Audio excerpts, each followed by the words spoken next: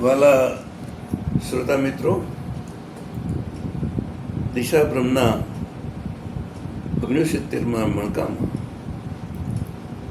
Gira Gurjari channel ઉપર હું doctor Keshubhai Desai આપનું હૃદયપૂર્વક સ્વાગત કરું છું. આજે એક જુદી જાતના વિષય ઉપર વાત કરવાનું મન થાય છે. હમણાં જ વિશ્વ પર્યાવરણ દિવસ ગયો અને પર્યાવરણની બાબતમાં આપણે ખરેખર ખૂબ જાગૃત રહેવું જોઈએ.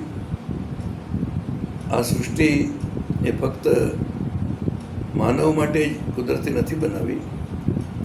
પશુ છે, પંખી છે, પુષ્પો, વનોની છે, વનસ્પતિ, એ આપણા ઉમાશંકરભાઈ જેવા કહી ગયા અને એ પ્રમાણે પશુ, પંખી, પુષ્પો અને વનસ્પતિ એટલે કે વૃક્ષો, એ બધાની સાચવણીની એક નૈતિક જવાબદારી મનુષ્યના શિરે આવે છે. આપણે નસીબદાર છીએ અને ગૌરવવંતા છીએ કે આખા વિશ્વમાં જંગલનો રાજા સિંહ, વનરાજ, લાયન એ માત્ર 2 જ પ્રદેશોમાં જોવા મળે છે. એક આફ્રિકામાં અને બીજો ગુજરાતના ગીરના જંગલમાં. આ ગીરના જંગલનો આપણો વનરાજ એશિયાટિક લાયન તરીકે જાણીતો છે અને એની આપણને બધાને ખૂબ જ એક પ્રકારની લાગણી છે એના પ્રત્યેની અને એનું ગૌરવ પણ છે કે વનરાજ આપણા પ્રદેશમાં રહે છે. ભારતમાં તો રહે છે, પરંતુ ભારતમાં પણ ખાસ કરીને ગુજરાતમાં એક સમય હતો કે જ્યારે આપણા દેશે આપણા રાષ્ટ્રીય પશુ તરીકે સિંહનો સ્વીકાર કરેલો, પરંતુ પછી બીજા પ્રદેશોમાંથી જરા એનો વિરોધ થયો અને અત્યારે આપણું રાષ્ટ્રીય પશુ તરીકેનું માન વાઘને પડેલું છે.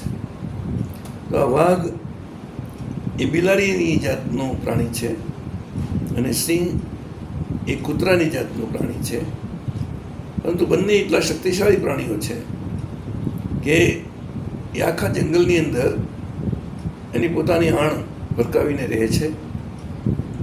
વાઘ અને સિંહ એક જ જંગલમાં રહી શકતા નથી, એ પણ હકીકત છે. જ્યારે જીમ કોર્બેટ નામના એક પ્રખર શિકારીએ ઉત્તરાખંડમાં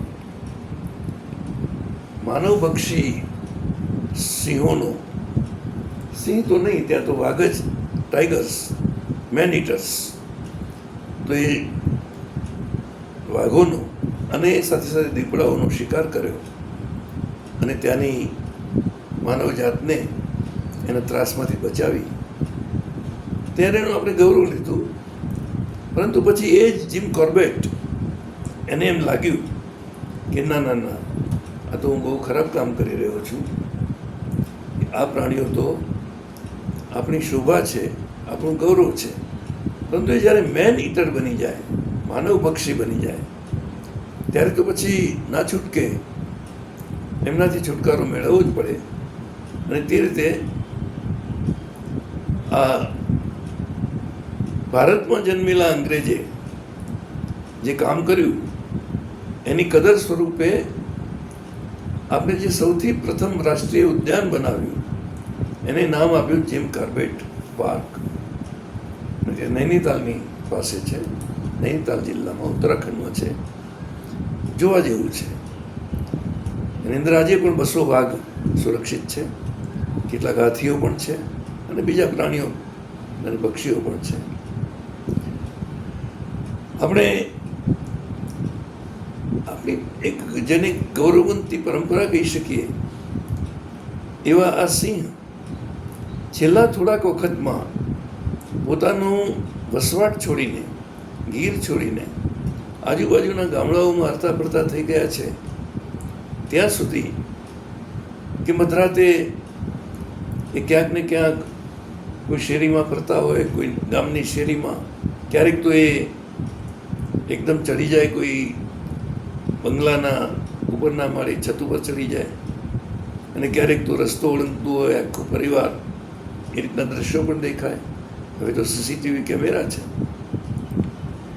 એ પહેલાં તો બહુ તો શિકાર કરતા હતા તો કોઈ પાડરડું ઉપાડી જતા હતા, કોઈ વાછરડું ઉપાડી જતા હતા, કોઈ ઘેટા બકરા ઉપાડી જતા હતા. પરંતુ છેલ્લા થોડા સમયમાં એક જબરજસ્ત ઘટનાઓ બની ગઈ કે આ સિંહ માનવભક્ષી બની ગયા. 2 દિવસના અંતરે એવી 2 ઘટનાઓ બની કે માણસને સિંહ અથવા સિંહણ ઉપાડી જાય છે, જાળીની અંદર લઈ જાય છે, એનું મારણ કરે છે અને પછી એના છૂટાછવાયા અવશેષો એ બીજા ત્રીજા દિવસે લોકોને મળે છે. માથું ધડથી અલગ થઈ ગયેલું હોય છે, પાંસળીઓ અને પગ વગેરેનું બધું માંસ ખવાઈ ગયું હોય છે અને કોઈ કૂતરું પેલા જે શિકાર થયેલો જે યુવાન છે એનો પગ લઈને ગામની અંદર ફરતું હોય છે. આ બહુ જ અનુકંપા ભરી અને બહુ જ કરુણ એવી ઘટના છે.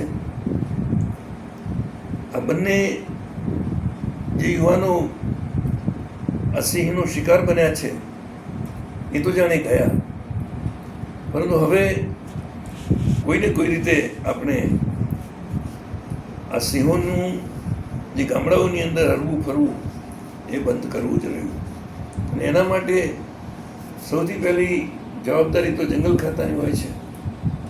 તો આપણે ગીરની અંદર એટલું બધું માનવોએ ચંચુપાત કર્યો, એટલા બધા પ્રવાસીઓના ટોળે ટોળા ઉમટવા માંડ્યા, એટલા બધા રિસોર્ટ બની ગયા અને એના કારણે ત્યાંનો જે વસવાટ હતો એ છોડીને એ સિંહો બહાર નીકળવા માંડ્યા.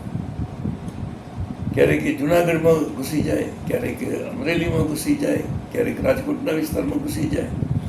એટલે કે એ માનવ વસ્તી ધરાવતા પ્રદેશોમાં એ ઘૂસવા માંડ્યા. એટલું જ નહીં, રાજુલાના મારા પરમ મિત્ર બાબલુભાઈ વરુના ખેતરમાં, એમની વાડીમાં સિંહણ વિહાણી.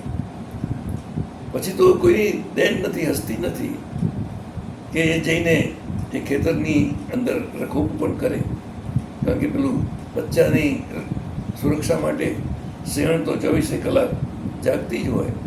અને જો ત્યાં કોઈ માનવ હરીફરી રહ્યો છે એવું જાણે તો એ હુમલો કર્યા વગર ના રહે. તો જ્યારે એ માનવ જાત ઉપર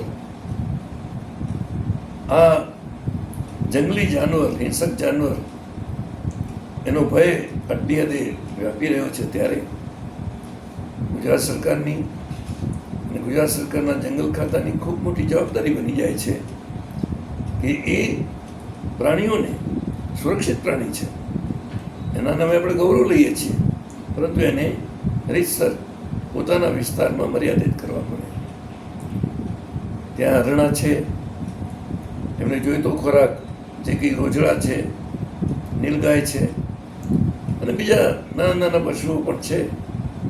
કુદરતે એ વ્યવસ્થા એમને કરી આપેલી છે. જ્યાં સિંહો રહે છે ત્યાં દીપડા પણ રહે છે. અને હવે તો જાણે કે એક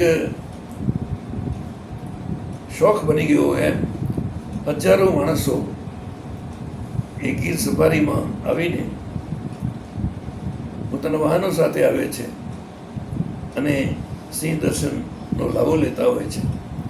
સિંહ દર્શનનો લાભો લે ત્યાં સુધી વાંધો નહીં, પરંતુ ક્યારેક તો કોઈ એમને છંછેડી મૂકે છે, ક્યારેક તો એની પાછળ ને પાછળ વાહન દોડાવે છે અને એ તેમને હેરાન કરી મૂકે છે. જે માલધારીઓને ગીરની અંદર વસવાટ કરવાની છૂટ હતી એટલા પૂરતું બરાબર હતું, પરંતુ પછી નવા નવા માલધારીઓ પાછા ત્યાં વસવાટ કરતા થઈ ગયા છે. ખરેખર તો એમને પણ ત્યાંથી દૂર ખસેડવા જોઈએ અને એ રીતે સિંહોને પોતાના વસવાટમાં રહેવાનો એક પ્રબંધ કરી આપવો જોઈએ. જો એમ નહીં થાય તો આ પ્રાણીઓ માનવભક્ષી થઈ જશે અને એક સમય એવો આવશે કે ના છૂટકે આપણે એના શિકારની છૂટ આપવી પડશે. આજે આટલી વાત કરીને હું મારી વાતને વિરામ આપું છું. પરંતુ આ એક બહુ જ મહત્ત્વનો પ્રશ્ન છે, પર્યાવરણનો પ્રશ્ન છે, અને આપણા માટે તો એક ગૌરવનો પ્રશ્ન પણ છે કે એ આપણું એક પ્રતીક છે, ગુજરાતના ગૌરવનું પ્રતીક. આપણે ઝવેરચંદ મેઘાણીની પેલી કવિતા શાળાકાળ દરમિયાન ભણ્યા હતા.